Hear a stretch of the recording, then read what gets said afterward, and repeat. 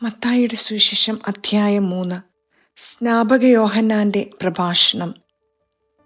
അക്കാലത്ത് സ്നാപക യോഹന്നാൻ യൂദയായിലെ മരുഭൂമിയിൽ വന്നു പ്രസംഗിച്ചു. മാനസാന്തരപ്പെടുവിൻ, സ്വർഗരാജ്യം സമീപിച്ചിരിക്കുന്നു.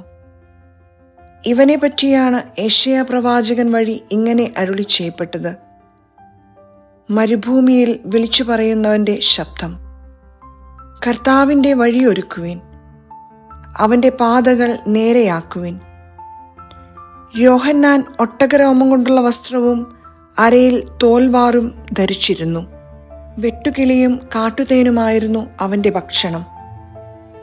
ജെറുസലേമിലും യൂദയ മുഴുവനിലും ജോർദാന്റെ പരിസര പ്രദേശങ്ങളിലും നിന്നുള്ള ജനം അവന്റെ അടുത്തെത്തി. അവർ പാപങ്ങൾ ഏറ്റുപറഞ്ഞ് ജോർദാൻ നദിയിൽ വെച്ച് അവനിൽ നിന്ന് സ്നാനം സ്വീകരിച്ചു. അനേകം ഫരിസേയരും സദുക്കായരും സ്നാനമേൽക്കാൻ വരുന്നത് കണ്ട് യോഹന്നാൻ അവരോട് പറഞ്ഞു: അണലി സന്തതികളെ, ആസന്നമായ ക്രോധത്തിൽ നിന്ന് ഓടിയകലാൻ നിങ്ങൾക്ക് മുന്നറിയിപ്പ് നൽകിയതാരാണ്? മാനസാന്തരത്തിന് യോജിച്ച ഫലം പുറപ്പെടുവിക്കുവിൻ. ഞങ്ങൾക്ക് പിതാവായി അബ്രാഹമുണ്ട് എന്ന് പറഞ്ഞ് അഭിമാനിക്കേണ്ട. ഈ കല്ലുകളിൽ നിന്ന് അബ്രാഹത്തിന് സന്താനങ്ങളെ പുറപ്പെടുവിക്കാൻ ദൈവത്തിന് കഴിയുമെന്ന് ഞാൻ നിങ്ങളോട് പറയുന്നു.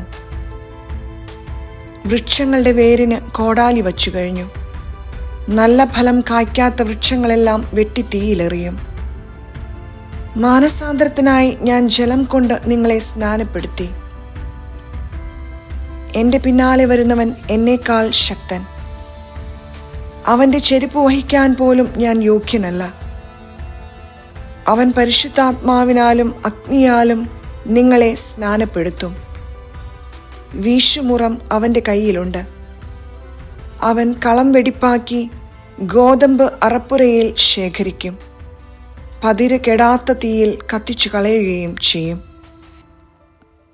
യേശുവിന്റെ ജ്ഞാനസ്നാനം.